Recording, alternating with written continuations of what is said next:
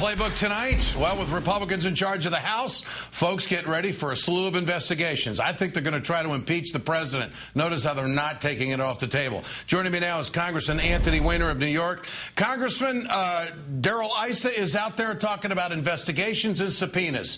How does that reach your desk? What do you think?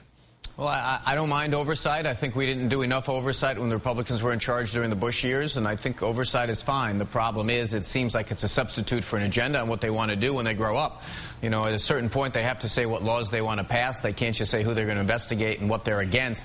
They're going to need an agenda, and frankly, they ran a campaign that was pretty devoid of one. I think they can investigate all they want. It's not going to paper over the fact that they still need to stand up and say what they believe and how it solves our nation's problems. And, Congressman, what is the definition of compromise these days? Well, I have no idea. You know, traditionally compromise is two people have a different position on solving a problem and you meet in the middle somewhere.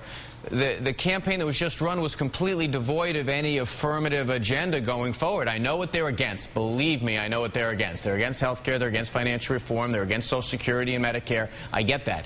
But in order to compromise, and a lot of people are saying to me, you're going to compromise with the Republicans now. I need to know what they believe and what they want to do going forward for the next 2 years. You know, you can't vote, you can't just have votes on overturning that health care bill every week and go home.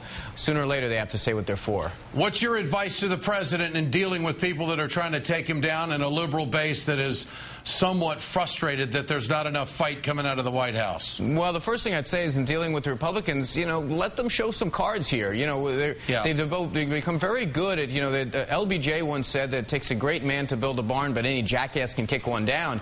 I think, you know, for the last 2 years, we've been trying to build up this economy, and the Republicans have been very successful politically, just kicking it down.